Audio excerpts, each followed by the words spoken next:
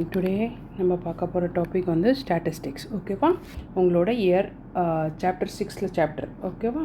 First point இதில் primary data நம்ம படிக்க போகிறது. First one is a primary data. Okay,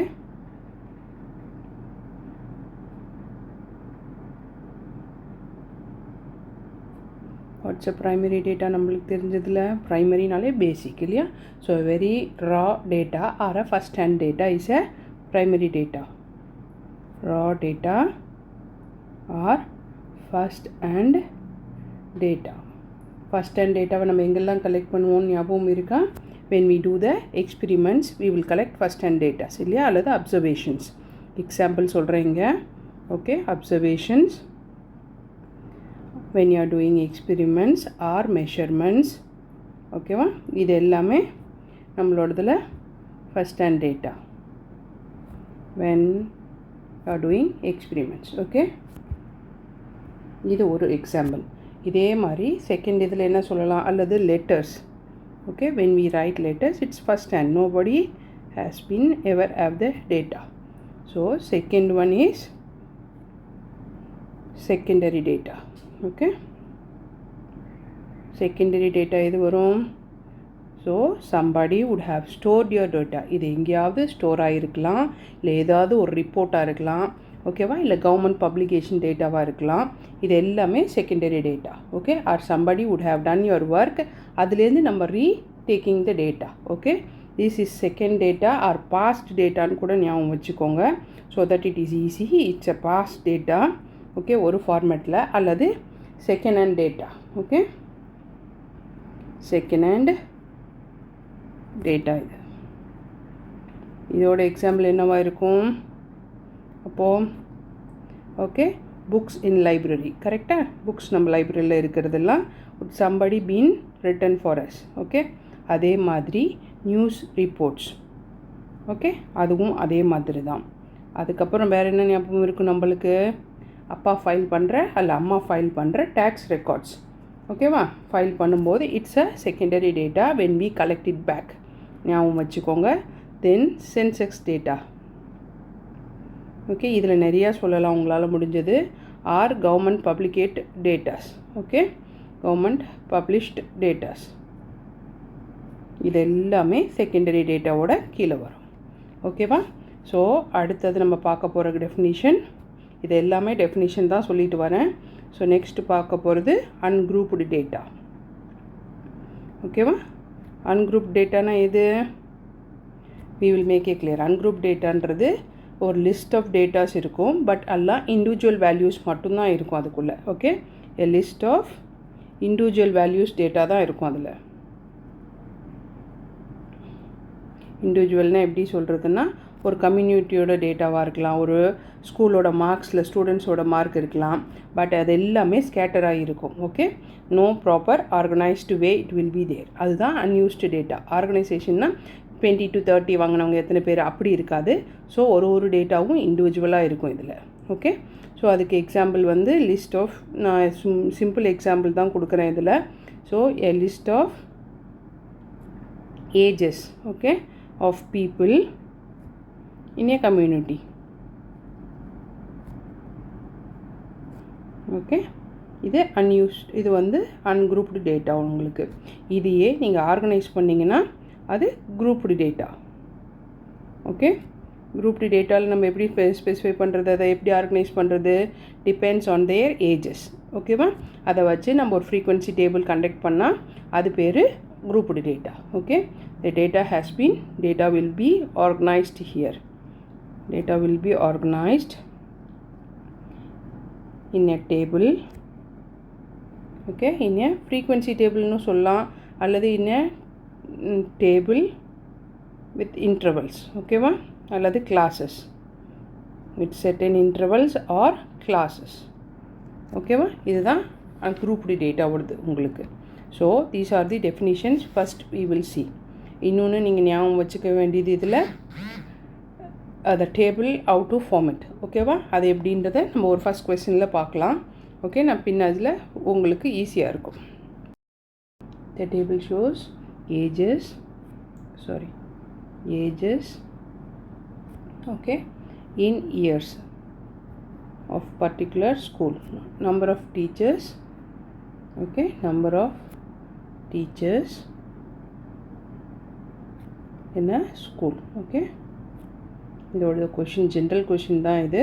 ஒரு எக்ஸாம்பிளுக்காக we are preparing it. First நான் அன்குரூப்டு டேட்டாவில் போடுறேன், அதுக்கப்புறம் அதை நம்ம குரூப்டு டேட்டாவில் பார்ப்போம். Okay, so ages in years இது. Okay, in years.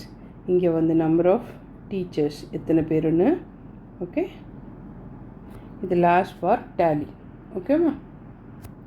Okay, first one வந்து அன்குரூப்டு டேட்டா நான் போடுறது. ஓகே, நான் இங்கே வேணால் எழுதிடுறேன் உங்களுக்கு வெரிஃபிகேஷனுக்காக. This is ungrouped. ஓகே, அன்குரூப்டில் I am doing it.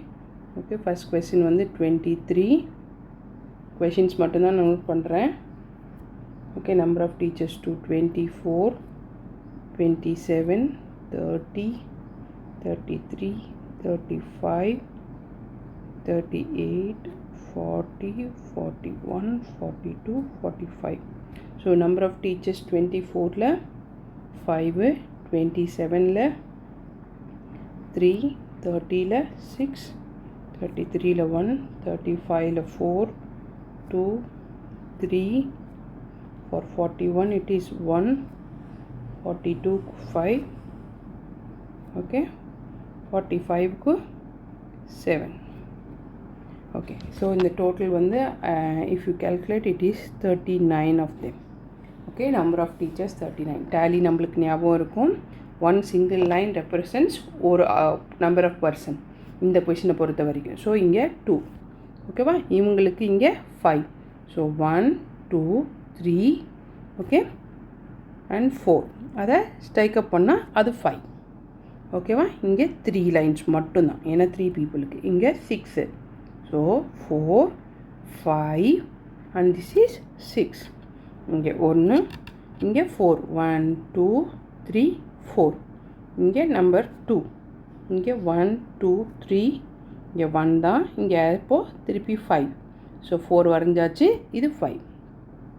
So 1, 2, 3, 4. This is 5, this is 6, this is 7. ஓகேவா?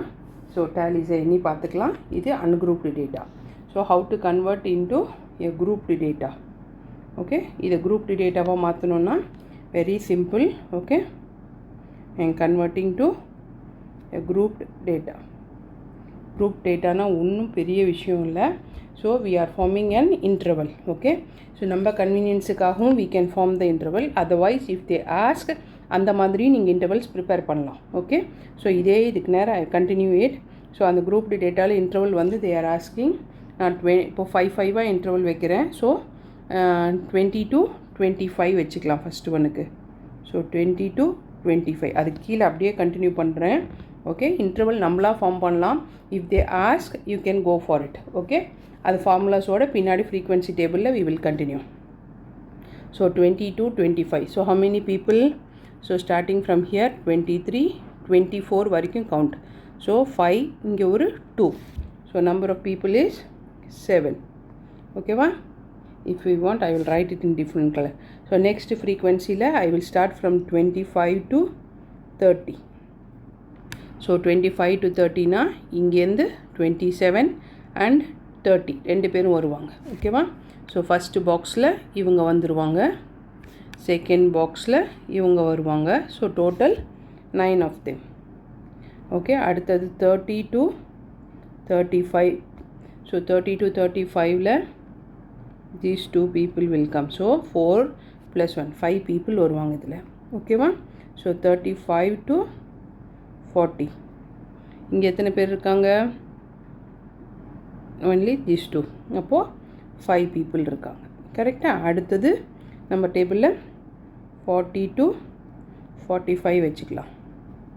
ஓகே, ஸோ அதில் இருக்காங்க, இங்கே தான் நிறைய பீப்புள் இருக்காங்க. ஸோ 7 + 5 12 + 1 13. இந்த லாஸ்ட் செட் குரூப். ஓகேவா?